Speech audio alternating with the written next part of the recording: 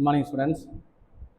So, unit number 7 like chemical kinetics questions differentiate between order of the reaction and molecularity of the reactions. So, இது ரெண்டுத்துக்குள்ள difference. இது ஒரு 3 mark questions.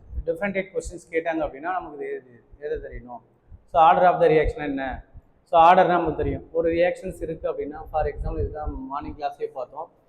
ஒரு reaction இருக்குன்னு வச்சுக்கேன், last previous கிளாஸ்லேயே பார்த்தோம். ஒரு reaction sum of the reaction இருக்குன்னு வச்சுக்கேன், X A plus Y B is ப்ராடக்ட்னு வச்சுக்கோங்க. ஸோ இதில் ஆர்டர் எழுதும்போது என்ன சொன்னோம் அப்படின்னா A power M Y power B power N சொன்னோம். இப்போ இதுதான் வந்து நம்ம என்ன சொன்னோம்னா இதனுடைய ஆர்டர்ஸ் அப்படின்னு நம்ம சொல்லணும். ஓகேவா? இதுதான் வந்து நம்ம ஆர்டர்ஸ்ன்னு சொல்லியிருக்கோம். இந்த ஆர்டர்ஸ்ன்னு சொன்னால் இதை தான் வந்து நம்ம ஃபஸ்ட்டு சொல்லலாம். ஸோ ஏ பவர் எம்னு சொல்லலாம், பி பவர் என்னு சொன்னால் இதனுடைய ஆர்டர்ஸ் நம்ம வந்து சொல்கிற மாதிரி இருக்கும். இது இந்த இடத்துல கே தான் வந்து என்ன சொல்லணும், ப்ரொபோர்ஷனல் கான்ஸ்டன்ட், ரைட்? இதெல்லாம் வந்து நம்ம ப்ரீவியஸ் கிளாஸில் பார்த்தோம். ஸோ ஆர்டர்ஸ்ன்னு சொன்னால் ஸோ இதுதான் சொல்லணும். அப்போ மாலிகுலாரிட்டி அப்படின்னு சொன்னால் என்ன சார் சொல்லலாம்? ஸோ மாலிகுலாரிட்டி அப்படின்னு சொன்னால் each and every single step வந்து அதனுடைய கேரக்டரிஸ்டிக்ஸ் வந்து பிரிண்ட் பண்ணியிருக்கோம். ஒன் பை ஒன்னாக அதனுடைய சொல்கிறது தான். ஸோ இதான் நம்ம ப்ரீவியஸ் கிளாஸில் பார்த்தோம். சரி, அதோட கேரக்டரிஸ்டிக்ஸ் சொல்லும், மெக்கானிசம் ஸ்டெப் பை ஸ்டெப்பாக அதனுடைய மெக்கானிசம் பார்க்குறது தான் எலிமெண்டரி ஸ்டெப்புன்னு சொன்னோம். அந்த எலிமெண்டரி ஸ்டெப்பில் அந்த கேரக்டரிஸ்டிக்ஸை வந்து பேஸ் பண்ணுறது தான் வந்து மாலிகுலாரிட்டி அப்படின்னு சொன்னோம். அப்போ ரியாக்டன்ட்டில் இருக்கிற total number of the moles involve பண்ணுறது தான் மாலிகுலாரிட்டி அப்படின்னு நம்ம சொல்லியிருக்கோம். ரைட்டா? ரைட். அப்போ இந்த டிஃப்ரென்ஸ் பார்க்கும்போது ஃபஸ்ட்டு என்னென்னா order of the reaction first என்ன சொல்லியிருக்காங்க பாரு, it is a sum of the powers. பவர்ஸ்னால் இப்போ நம்ம பார்த்தோம்ல, ஏ பவர் எம்னு சொன்னோம், பி பவர் என்னு சொன்னோம். அப்போ அந்த powers of concentration terms involve the experimentally determine the rate தான். அப்போ என்னென்னா எக்ஸ்பெரிமெண்ட்லி இப்போ நம்ம பார்க்கும்போது அதனுடைய பவர்ஸ் இப்போ ரெஸ்பெக்ட்லி ஏ அண்ட் பி ஒரு ரியாக்டன்ட்ல இருக்குன்னா அது பவர் வந்து ஒரு பவர் வந்து எம்னு சொல்கிறோம், அனதர் பவர் வந்து என்னு சொல்கிறோம். அதை வந்து இட் இஸ் ஏ பவர்ஸ், இது சம் ஆஃப் த பவர்ஸ். இந்த மாதிரி போட்டுருதில்ல இப்போ தான். So concentration of the A power M, concentration of B power N, இந்த பவர் தான் நம்ம என்ன சொல்கிறோம் அப்படின்னா ஆர்எஸில் சொல்கிறோம். கிளியரா? ஸோ இதுதான் பவர்ஸ் இருக்கும். இதுதான் வந்து concentration of the reactant. So இதை வந்து அயனிகளுக்குள்ளே கொஞ்சம் டீப்பாக ஒன்றும் கொடுத்துருப்பாங்க. ஸோ ஒன்றும் பார்க்கலாம். நெக்ஸ்ட் என்ன அப்படின்னா molecularity, it is a total number of reactant spaces. சரியா? இது டோட்டல் நம்பர் ஆஃப் த ரியாக்டன்ட்ல இருக்கிற ஒன்று நம்ம வந்து ஆல்ரெடி சொல்லிட்டோம், ஒரு டோட்டல் நம்பர் ஆஃப் த ரியாக்டன்ட்ல இருக்கிற molecules involved the elementary step. அப்போ ஒரு ஸ்டெப் பை ஒன்னா இப்போ நம்ம ஹைட்ரஜன் பெராக்சைடு பார்த்தோம்ல, ஹைட்ரஜன் பெராக்சைடில் ஒரு இம்பார்ட்டன்ட் கேட்டலிஸ்ட் அயோடின் யூஸ் பண்ணும்போது வாட்டர் மாலிகுலும் OH மைனஸ் இருந்தது. ஸோ அடுத்த ஸ்டெப்பில் வரும்போது மறுபடியும் ஹைட்ரஜன் பெராக்சைடு கூட மறுபடியும் OH நம்ம ரியாக்ஷன் பண்ணும்போது H2O தனியாகவும் ப்ளஸ் OH ஆக்சிஜன் தனியாகவும் ப்ளஸ் அயோடின் தனியாகவும் இருந்தது. ஸோ அந்த ரியாக்ஷன்ஸ் பார்த்தோம். அப்போ step by one step mechanism பார்க்குறது தான் வந்து இது சொல்கிறாங்க. It is total number of the reactant. அப்போ டோட்டல் நம்பர் ஆஃப் த ரியாக்டன்ட்ல இருக்கிற the number of moles involved in the elementary step. இது பாயிண்ட் நம்பர் 1. பாயிண்ட் நம்பர் 2 அப்படின்னா இட் கேன் பி 0. இது வந்து எப்படி இருக்குன்னா எதில் அப்படின்னா ஆர்டர்ஸில் வந்து இட் கேன் பி 0வாக இருக்கலாம், இல்லை ஃப்ராக்ஷன் நம்பர் இருக்கலாம், இல்லை இன்டிஜர் இருக்கலாம். செகண்ட் பாயிண்ட் என்ன இருக்குன்னா 0வாக இருக்கலாம், இல்லை அப்படின்னா ஃப்ராக்ஷன் நம்பர் இருக்கலாம், இல்லை அப்படின்னா இன்டிஜர் இருக்கலாம். எதில் அப்படின்னா இது எல்லாமே நான் சொல்கிறது ஆர்டர் ஆஃப் த ரியாக்ஷனில் சொல்கிறேன். ஓகேவா? சப்போஸ் இட் ஆல்வேஸ் எதில் மாலிகுலாரிட்டியில் ஆஃப் த ரியாக்ஷனில் என்னவாக இருக்கும், ஹோல் நம்பராக இருக்கும், cannot be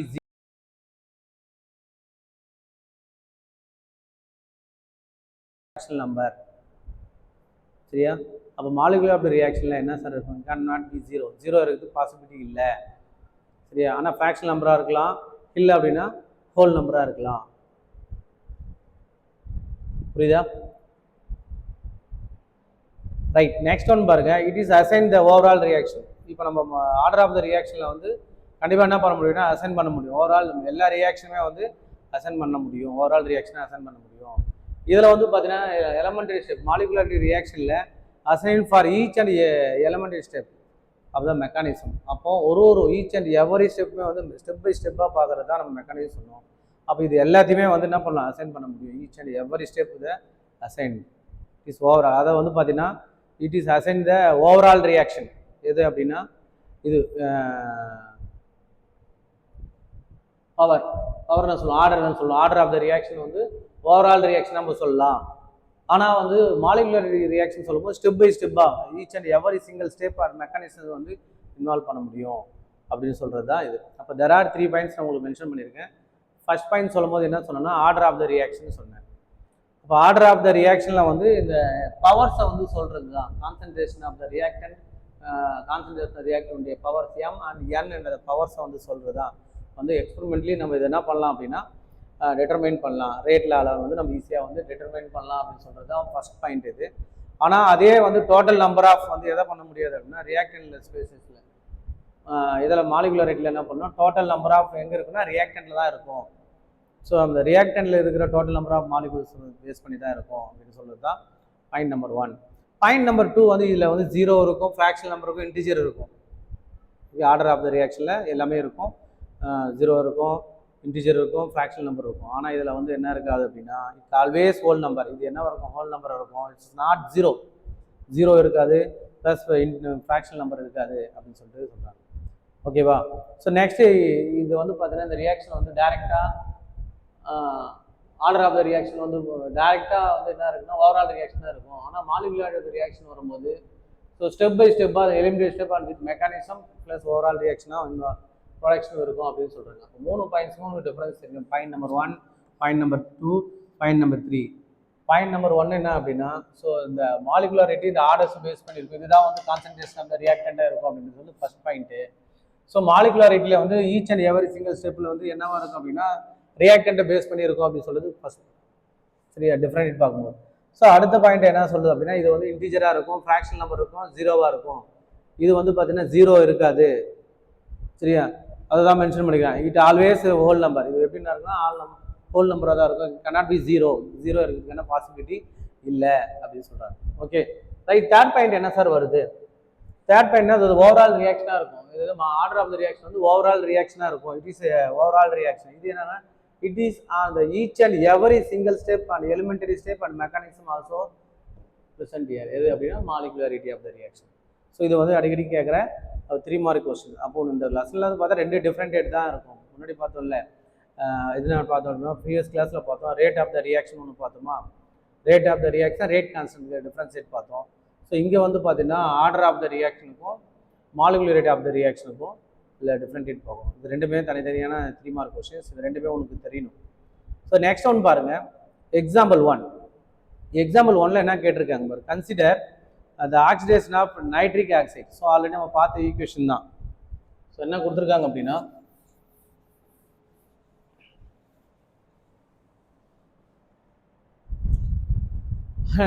நைட்ரிக் ஆக்சைடு சொன்னால் NO plus O2 will gives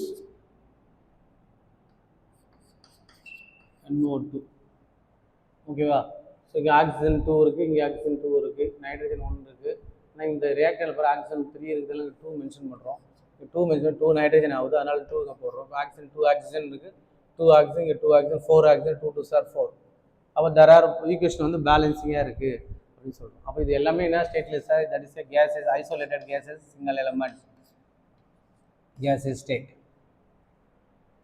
First consider the oxidation of nitric oxide கொடுத்துட்டாங்க. First question என்ன கேட்குறாங்க அப்படின்னா express the rate reaction terms that changes the concentration of NO, O2 and NO2. So already நம்ம வந்து previous கிளாஸில் பார்த்துருந்தோம். இது என்ன அப்படின்னா XA YB இந்த டேர்ம்ஸ் வந்து ஞாபகம் இருக்கா பாரு. உன்னுடைய புக்கில் பேஜ் நம்பர் எடுத்துக்கங்க 206 பாருங்க. பேஜ் நம்பர் 206 எடுத்தனா உங்களுக்கு தெரியும். ஸோ நம்ம இந்த ஃபார்முலா எழுதிருப்போம். என்ன ஃபார்முலா? இந்த ஃபார்முலா ஞாபகம் இருக்கா பாரு. XA plus YB will gives LC plus MDன்றது ஞாபகம் இருக்கா பாரு. LC அண்ட் MDன்றது ஞாபகம் இருக்கா பாரு. இந்த ஈக்குவேஷன் நம்ம எழுதிருப்போம். அதில் வந்து பார்த்தீங்கன்னா ரேட் எழுதும்போது ஃபார்முலா ஒன்று எழுதிருப்போம். ரேட் ஈக்குவல் டு ஞாபகம் இருக்கா பாரு 1/x minus 1/x concentration dA by dt minus 1/y concentration of B divided by dt equal to 1/L concentration of C divided by dt 1 by m concentration of D divided by dt. இது வந்து ரேட்டுக்கான formula நம்ம already நம்ம பார்த்தோம், ஞாபகம் இருக்கா? அப்போ இதை base பண்ணி இப்போ நம்ம வந்து என்னென்னா இந்த சம் ஒன்று கேட்டிருக்காங்க. ஆல்ரெடி நம்ம இதில் இப்போதான் பார்த்தோம், போன ப்ரீவியஸ் கிளாஸில் வந்து ரேட் எப்படி கால்குலேட் பண்ணுறது நம்ம பார்த்துருந்தோம். ஸோ இந்த எக்ஸாம்பிள்ஸ் புரிஞ்சுது அப்படின்னா உங்களுக்கு எக்ஸாம்பிள் 2, 3 வந்து ஒர்க் அவுட் பண்ணி பார்க்கலாம். எவாலுவேட் யுவர் செல்ஃபும் கொடுத்துருக்காங்க, பார்க்கலாம். ஃபர்ஸ்ட் ஆஃப் ஆல் என்ன அப்படின்னா கொஸ்டின் தான் கேட்குறாங்க பாரு, express the rate reaction terms change the concentration of NO, O2, NO2 மூணுமே கேட்குறாங்க. சரியா? இப்போ இந்த இடத்துல இந்த கான்செப்ட் உங்களுக்கு மைண்டில் இருக்கும். நம்ம ரீக்வெஸ்ட் கொடுத்துட்டாங்க அப்படின்னா ஸோ இந்த ஃபார்முலாஸை மைண்டில் வச்சுக்க. ஸோ இது வந்து ரியாக்டன்ட்டு. ஸோ இது என்ன இருக்குன்னா மைனஸ் ஏன் யூஸ் பண்ணுறது நம்ம ப்ரீவியஸ் கிளாஸில் பார்த்தோம். ஸோ ரியாக்டன்ட்டுக்கு மென்ஷன் பண்ணியிருக்கோம், ப்ராடக்ட்டுக்கு வந்து பார்த்தீங்கன்னா நெகட்டிவ் சிம்பிள்ஸ் வராது. அந்த நெகட்டிவ் சிம்பிள்ஸ் வந்து மென்ஷன் பண்ணியிருக்க மாட்டேன். ஓகேவா? ஸோ இப்போ இந்த ரியாக்ஷன் செய்யும்போது எப்படி சார் எழுதலாம்? அப்போ ரேட் ஈக்குவல் டு இதே same rate equal to minus 1/2 moles இருக்கா, 1/2 என்ன இருக்கு, concentration of DNO divided by dt equal to இங்கே இருக்கு. அகைன் மறுபடியும் எதுவுமே நம்பர் ஆஃப் மோல்ஸ் இல்லை. அப்போ என்ன பண்ணலாம், D concentration of O divided by dt. கிளியரா? D concentration. அப்போ என்ன சார், நெகட்டிவ் சிம்பிள். ஏன்னா ரியாக்டன்ட் இருக்குல்ல, அதெல்லாம் நெகட்டிவ் சிம்பிள் யூஸ் பண்ணுறேன். ஈக்குவல் டு ப்ராடக்ட் பாரு, ப்ராடக்ட்டில் என்ன இருக்குது, மைனஸ். ப்ராடக்ட்டில் மைனஸ் வராது. அப்போ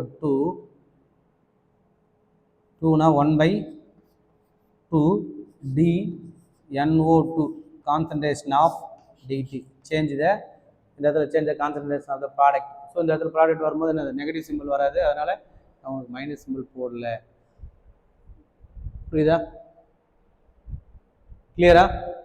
ரைட். இப்போ இதில் வந்து என்ன கொஸ்டின்ஸ் அவங்க கேட்குறாங்க அப்படின்னு. ஸோ இதுதான் ஃபர்ஸ்ட் கொஸ்டின். இப்போ express the rate of the reaction A சொன்னாங்கன்னா சேஞ்ச் த கான்சன்ட்ரேஷன் ஈஸியாக எழுதிட்டு. ஸோ இதை பேஸ் பண்ணி தான் எழுதியிருக்கேன். இந்த ஈக்குவேஷன் தெரிஞ்சது அப்படின்னா உங்களுக்கு இது ஒரு சிம்பிள். புரியுதா பாருங்க. ஸோ ஃபர்ஸ்ட் என்ன அப்படின்னா XA Y plus YB will gives LCMD. That is a reactant. இதுதான் நம்ம என்ன சொல்கிறோம் அப்படின்னா ரியாக்டன்ட் சொல்கிறோம். இதுதான் என்ன சொல்கிறோம் அப்படின்னா ப்ராடக்ட்னு சொல்கிறோம். ஓகேவா? இப்போ ரியாக்டன்ட்ல நம்ம என்ன சிம்பிள், இந்த ரேட் எப்படி எழுதலாம்னா கான்சன்ட்ரேஷன் ஆஃப் ரேட் அப்படின்னு என்ன ஃபார்முலா யூஸ் பண்ணுவோம் சொல்லுங்க பார்க்கலாம். Minus del change the concentration of the reactant divided by change the time. டெல்லுனாவே சேஞ்ச் தான். சரியா? அதனால தான் டெல்லு சொல்கிறேன். அப்போது மைனஸ் சிம்பிள் வந்து யூஸ் பண்ணுறது நம்ம சொல்லியிருக்கோம். ரியாக்டன்ட் வந்து இனிஷியல் ரேட்லேருந்து ப்ராடக்ட் ரேட் போது இனிஷியல் நெகட்டிவ் சிம்பிள்ஸாக வரும். ஏன்னா final stage initial rate less பண்ணும்போது நம்ம நெகட்டிவ் சிம்பிள் வரும். ஆல்ரெடி நம்ம பார்த்துருக்கோம். ரைட். அப்போ இந்த இடத்துல ரியாக்டன்ட் சொல்லும் போது இந்த ரியாக்டன்ட் வில் யூஸ் ப்ராடக்ட். அப்போ ரியாக்டன்ட் ரேட் என்னன்னா change the concentration of the reactant divided by change the time. அப்போ நம்பர் ஆஃப் மோல்ஸ் என்ன இருக்குது அப்படின்னா 1 தான் இருக்குது, அதனால் மைனஸ் 1/x. ஓகே. அப்போ இந்த இடத்துலையும் பாருங்க நம்பர் ஆஃப் மோல்ஸ் வந்து 1 தான் இருக்குது, மைனஸ் 1/y. இது change the concentration of reactant by change the time equal to இந்த இடத்துல பாரு சேஞ்ச் த ப்ராடக்ட் என்ன இருக்குது, இங்கே நம்பர் ஆஃப் மோல்ஸ் என்ன இருக்குது, 1 தான் இருக்குது, 1/L. Change the concentration of the product divided by change the time. இங்கே வந்து நெகட்டிவ் சிம்பிள் சைன் வந்து மாறாது, ப்ளஸ் தான் வரும். நெக்ஸ்ட் ஒன்று பாருங்க equal to 1/m. Change the time, சரி சேஞ்ச் த ப்ராடக்ட் பாரு, concentration of the product divided by change the time. So இதை பேஸ் பண்ணி தான் அந்த ரியாக்ஷன் கொடுத்துருக்காங்க. அந்த ரியாக்ஷனுக்கு அந்த எக்ஸ்பிரஷன் ஏன் சொல்லியிருக்காங்க நம்ம எழுதியிருக்கோம். NOக்கு எழுதிட்டோம், ஆக்சிஜனுக்கு எழுதிட்டோம். ஸோ O2 இங்கே ஓன்னு போட்டிருக்கு, O2 இங்கே NO NO2. ரைட். கிளியரா? யாருக்காச்சும் என்ன டவுட் இருக்கா? ஸோ இந்த ஈக்குவேஷன் அப்படியே எழுதியிருக்கேன். ரேட் இங்கே நம்பர் ஆஃப் மோல்ஸ் 2 இருக்குது, minus 1/2. So concentration of nitrous oxide by dt. Next ஒன்று பாரு, இங்கே ரியாக்டன்ட் இருக்கா, மைனஸ் சிம்பிள் போட்டுருக்கா, change the concentration of the reactant oxygen plus change the time equal to product negative symbol வராது. So நான் positive symbol தான் போட்டிருக்கேன். Okay. 1/2 ஏன்னா 2 மோல்ஸ் ஆஃப் இருக்குது. அப்போ 1/2 D nitrous oxide nitric oxide divide by T. Change the concentration of nitric oxide divide by dt. இது first question.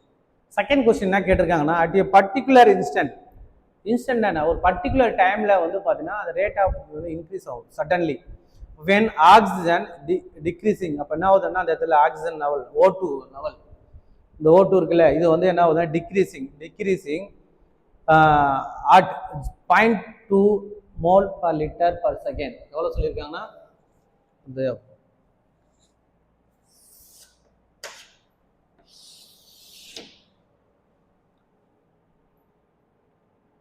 0.2 mole per liter per second.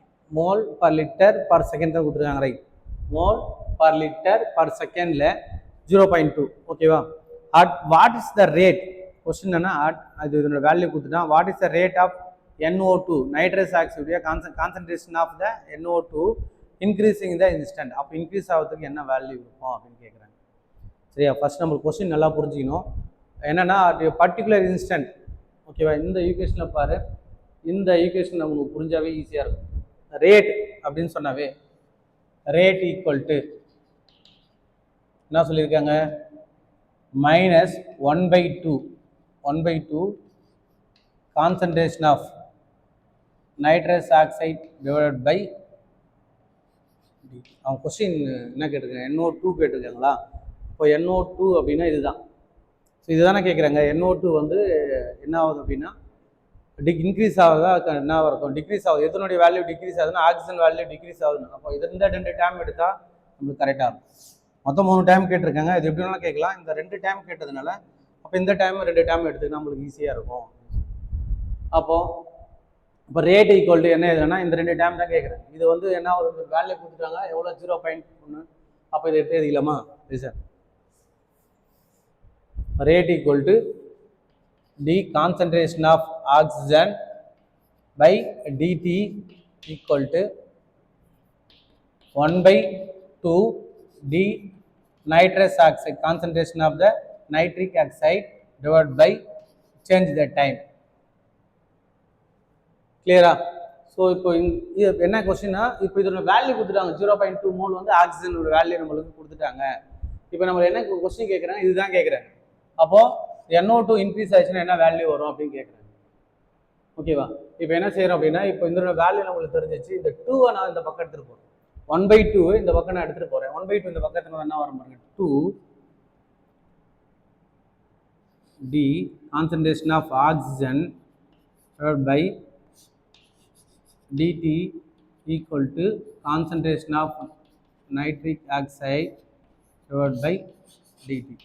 So இந்த 1/2ன்றது so அந்த பக்கம் நான் எடுத்துகிட்டு போயிடுறேன். கிளியரா? புரியுதா? நெகட்டிவ் சிம்பிள்ஸ் அது அப்படியே தான் இருக்குது. இப்படி போட்டுக்கலாம். கிளியரா? இந்த மைனஸ் சிம்பிள் அப்படியே தான் இருக்குது. இந்த 1/2 நான் இந்த பக்கம் எடுத்துகிட்டு போகிறேன். ஸோ இந்த பக்கம் எடுத்துகிட்டு போனேன்னா என்ன ஆகுதுன்னா 2ஆக மாறிடுது. ஓகே, இப்போ நம்மளுக்கு என்ன கொடுத்துருக்காங்கன்னா இதோட வேல்யூ கொடுத்துட்டான். இதோட வேல்யூ என்ன கொடுத்துருக்காங்கன்னா இதுதான் ஆக்சிஜனோட value 0.2 mole per litre per second அவங்க மென்ஷன் பண்ணி கொடுத்துருக்காங்க. அப்போ இதோட வேல்யூ நம்மளுக்கு இதுதான் தெரியாது. அதை நம்ம இப்படியே மாற்றி தரோம் பாருங்க. D NO2 concentration of the nitric acid by change the time equal to 2 minus concentration of the oxygen divided by dt. ஓகேவா? இப்போ என்ன பண்ண 2 இதோட வேல்யூ நம்மளுக்கு தெரியும். என்ன வேல்யூ எடுத்து சப்ஸ்டிட்யூட் பண்ணுறேன். Into 0.2 mole per litre per second.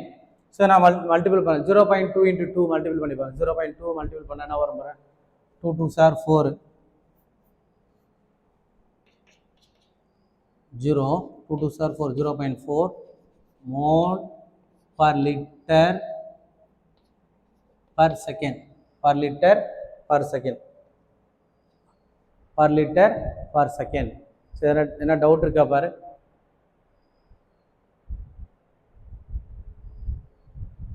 அதாவது ஃபர்ஸ்ட் வந்து அவங்க சப்போஸ் இது ரெண்டுத்தையும் கேட்குறாங்கன்னு வச்சுக்கலாம். ஃபர்ஸ்ட் NO கேட்டாங்கன்னா இது ரெண்டுத்தையும் எடுத்துக்கலாம். இல்லை இது ரெண்டுத்தையும் கேட்குறாங்களா? ஸோ கொஸ்டின்ஸ் என்ன கேட்குறாங்கன்னு நம்மளுக்கு முதல்ல அனலைஸ் பண்ணணும். சப்போஸ் இது ரெண்டுத்தையும் கேட்குறாங்கன்னு வச்சுக்கங்களேன். இப்போ NOலேருந்து இது வேல்யூ கொடுத்துட்டு ஸோ இதை ஃபைண்ட் அவுட் பண்ண NO நைட்ரஸ் கண்டுபிடி சொன்னா நம்மளை கேட்டது வந்து NO2 தான் கேட்டாங்க. இப்போ ஏதாவது ஒரு வேல்யூ கொடுத்தா உனக்கு ஃபைண்ட் அவுட் பண்ண சொல்லுவாங்க. இப்போ ஏதாவது ஒரு வேல்யூ கொடுத்துட்டு இப்போ இதுலேருந்து இதை கால்குலேட் பண்ண சொல்லுவாங்க. கால்குலேட் பண்ண தெரியணும். இப்போ இதை கால்குலேட் பண்ணியாச்சு. சப்போஸ் இதனுடைய வேல்யூ O2 வேல்யூ கொடுத்துட்டாங்க. So NO value find out பண்ணுன்னு சொல்கிறாங்கன்னு வச்சுக்கேன். இப்போ NO வேல்யூ ஈஸியாக நம்ம ஃபைண்ட் அவுட் பண்ணலாம். ஸோ அவ்வளோதான். இது என்ன வேல்யூ ஃபாலோ பண்ணலாம், இது சேம் ஆன்சர். இதில் ப்ளஸில் வந்தது, ஸோ அதெல்லாம் மைனஸில் வரும். அவ்வளோ. ஏன்னா அங்கே மைனஸ் இருக்குல்ல, -1/2 இருக்குது. இது +1/2 இருக்குன்னா ப்ளஸில் வந்தது. மைனஸ் இருந்ததுனால நமக்கு மைனஸில் வரும். ஆல்ரெடி இதில் மைனஸ் இருக்குதுன்னா ஏன்னா டவுட் இருக்கா?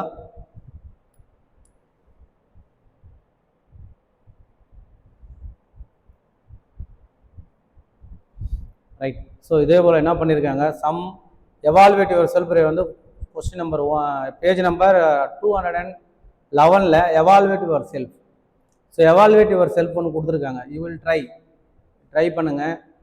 ட்ரை பண்ணிவிட்டு மென்ஷன் பண்ணு. ஸோ அதே போல் வந்து நெக்ஸ்ட்டு வந்து பார்த்தீங்கன்னா எக்ஸாம்பிள் நம்பர் 2, எக்ஸாம்பிள் நம்பர் 3 வந்து போட சொல்லியிருக்காங்க. You will try. நீ வந்து என்ன பண்ண, ட்ரை பண்ணிவிட்டு போட்டு வர evaluate yourself. So example 1 and example 2. Example 1 நான் போட்டாச்சு. எக்ஸாம்பிள் 2, எக்ஸாம்பிள் 3 நீ போட போகிற. சரியா? இது போட்டுட்டு ப்ளஸ் எவால்வேட் யுவர் செல்ஃபை வந்து நீங்கள் பார்க்குறீங்க. புரியுதா நான் சொல்கிறது என்னென்னு? இப்போ எக்ஸாம்பிள் 1 நான் போட்டிருக்கேன். Example 2 and example 3 and evaluate your self. இது ஹோம்ஒர்க்காக நோட் பண்ணிவிட்டு போட்டுடணும். சரியா?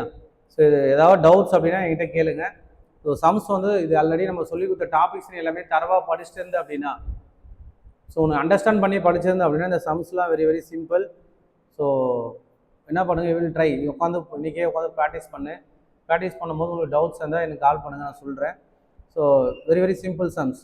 சரியா? கொஸ்டின்ஸ் ஒன்று 2 or 3 டைம்ஸ் வந்து படிங்க. கொஸ்டின்ஸ் வந்து நீ அண்டர்ஸ்டாண்ட் பண்ணாவே ஆன்சர் உனக்கு அதில் இருக்குது. கொஸ்டின்ஸ் வந்து உனக்கு புரியல அப்படின்னா தான் உனக்கு ஆன்சர் வந்து வராது. கொஸ்டின் வந்து தெளிவாக நீ அண்டர்ஸ்டாண்ட் பண்ணணும். சரியா? இதுதானே இந்த டாப்பிக்கா, இந்த டாபிக் இதுதான் பார்க்குறோமா அப்படின்றத நீ கொஸ்டின்ஸை நீ அனலைஸ் பண்ண அப்படின்னா ஸோ ஆன்சர் வந்து ரொம்ப ரொம்ப சிம்பிள். ஸோ அது 2 கொஸ்டின்ஸ் கேட்டிருக்காங்க பாரு. அவங்க 2 கொஸ்டின்ஸ் என்ன கொடுத்துருக்காங்க பாருங்கள். எவால்வேட் யுவர் செல்ஃபில் write the rate the expression for the following the elementary reaction கேட்டிருக்காங்க. எலிமெண்ட்ரி ரியாக்ஷனாவே நம்மளுக்கு எதுனா மாலிகுலாரிட்டி மைண்டில் இருக்கணும். எலிமெண்ட்ரி ரியாக்ஷன் சொன்னால் என்ன இருக்கணும், மாலிகுலாரிட்டி.